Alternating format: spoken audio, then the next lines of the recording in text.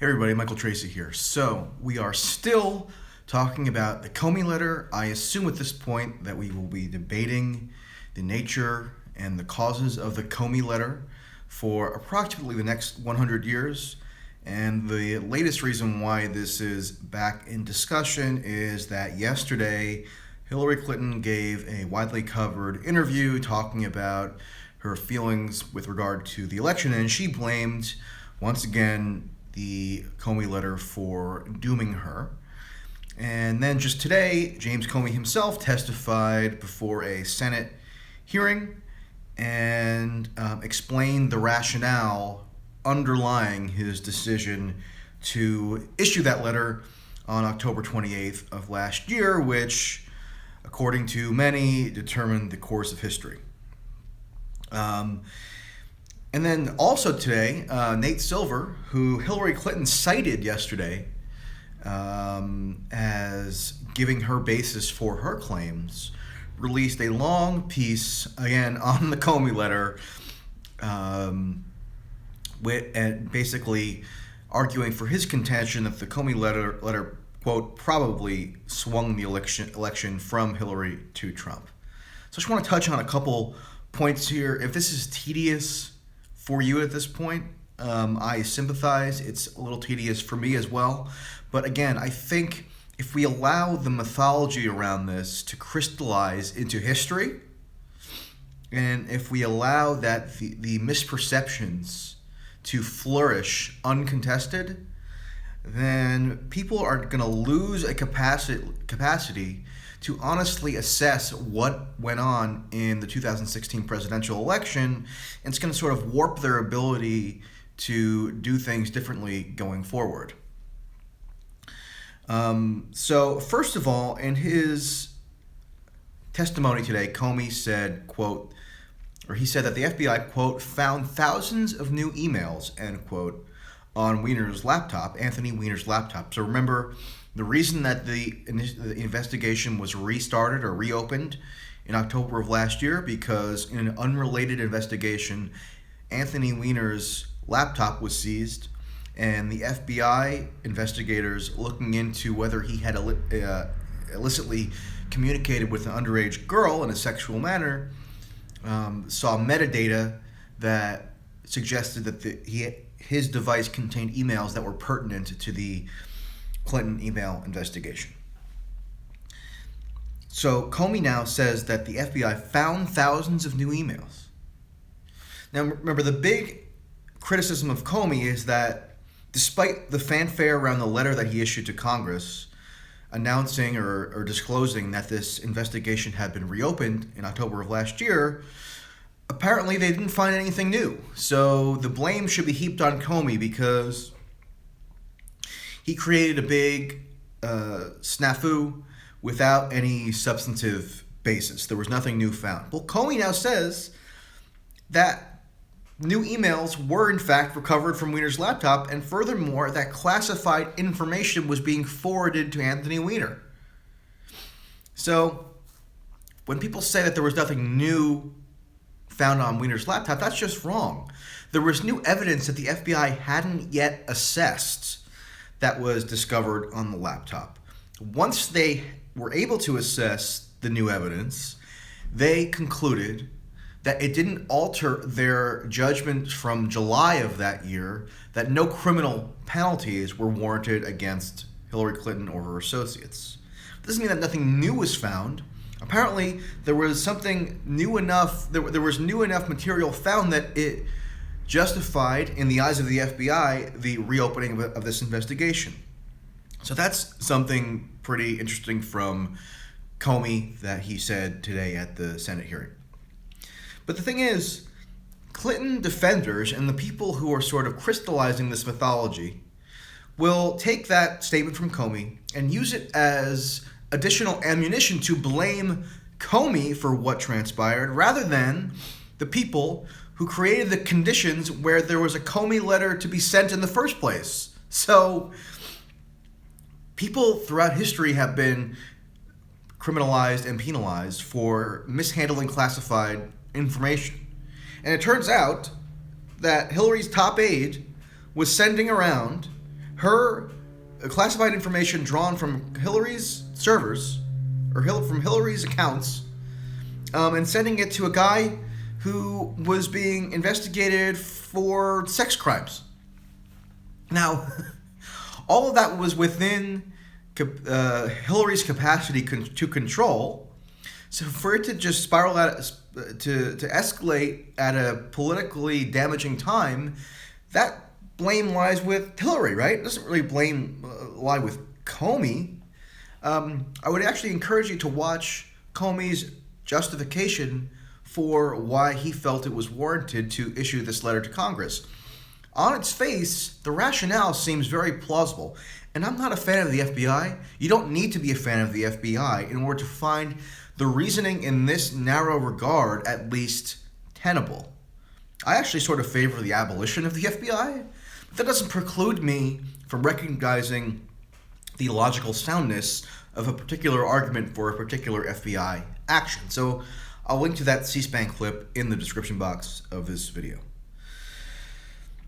And it's interesting because, if anything, you could actually accuse the FBI, and some people on the right have done this over the past couple of months, and then again just today.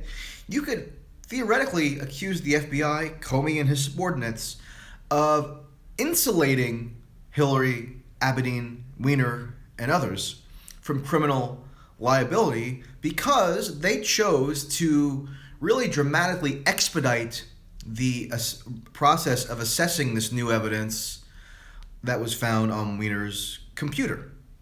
So there were thousands and thousands of emails that were found, and the FBI instituted a very, very rigorously expedited process to review them and to determine whether they would alter the conclusions that they rendered in July of that year, of last year, when they said that no criminal charges were warranted.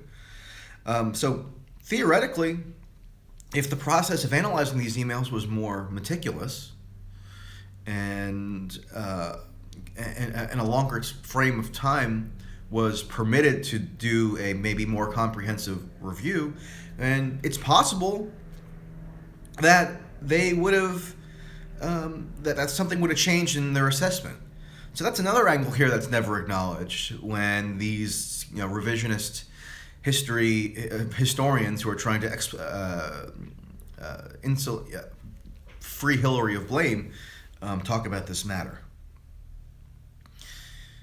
So as Comey was testifying, Nate Silver released a piece on 538 in which he is extremely critical of his former employer, the New York Times, for overhyping the Comey letter and basically asserting that the amount of coverage that the New York Times gave to that development was disproportionate relative to the actual substantive importance of what was revealed by the letter.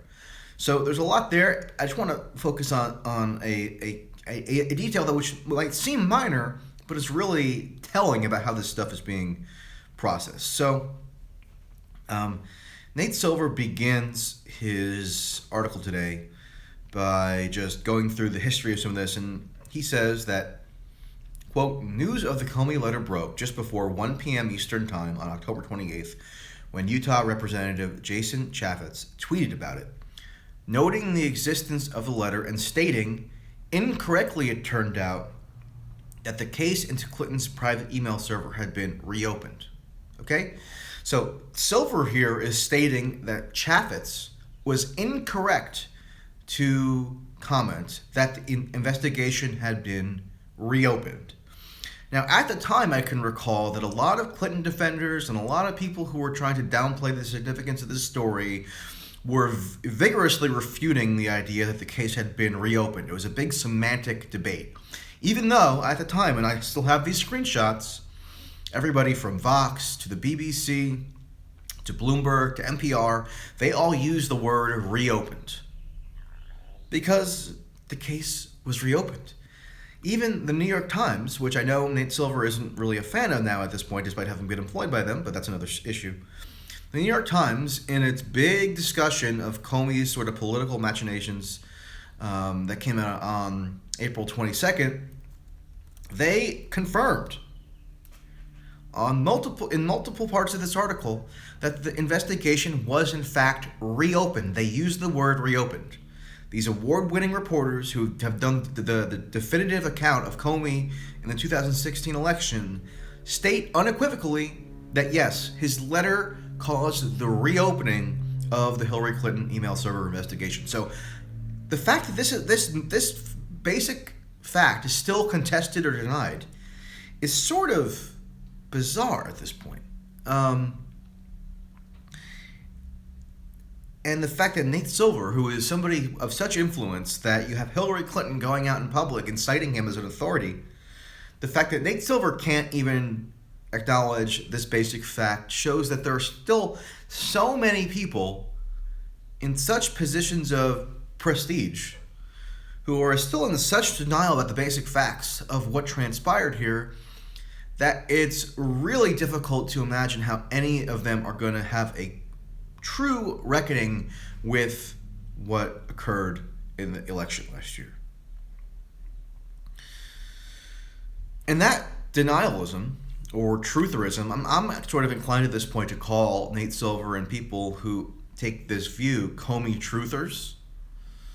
That sort of mindset is preventing them from being able to accurately dole out blame, if you want to call it blame, and if you want to try to assign people responsibility for causing the defeat of Hillary, then if you can't even acknowledge these basic facts, then how are you going to do that in a sober way and in a factually accurate way? You can't. And it's just amazing. That's why I personally feel compelled to keep doing these videos, because otherwise the myths are just going to proliferate without refutation. I'm going to link to my my Medium piece that I did just last week on this issue, and please read that and let me know what is wrong here, because I don't see it. Something amazing that I keep coming back to is that if you can cast your mind back to the 2016 Democratic primary campaign, what liberal pundits who were favorable to Hillary said incessantly is that the email investigation was a nothing burger, right? That was the cute little phrase that they coined. And that the media was malicious and overly obsessed with this issue because they somehow had it out for Hillary. So that was, and that was supposed to be taken as reason why Democrats should be perfectly comfortable with nominating Hillary, because despite media focus on this email issue, it was ultimately a nothing burger and it couldn't imperil her political prospects. Well, one of the great ironies of history at this point is that not only was the email investigation not a nothing burger according to these people, it was such a something burger, and it was so profoundly consequential that it actually literally cost Hillary the election in the judgment of these Clinton loyalist types. They are fixating on this particular variable to explain why Hillary lost. So that means the investigation was a something burger all along. If it had the potential to literally cost her the election, then Democratic primary voters ought to have more seriously pondered whether it was wise to nominate somebody with this liability. And yet, I don't see any reckoning with that fact on the part of liberal pundits who were so forceful in pushing Hillary as the, quote, safe choice. So, there's more to say here. I'm going to actually be on the TYT main show later this afternoon, 3 p.m. Pacific time, and perhaps this will come up and I'll have more to say about it. But I just wanted to give a little bit of commentary because apparently this is not something that's going away. People are still talking about it pretty consistently. And again, I will link to the Medium page, the Medium post that I wrote on this topic last week. pretty much encapsulates my thoughts here. And that's about it. So I will see you all later.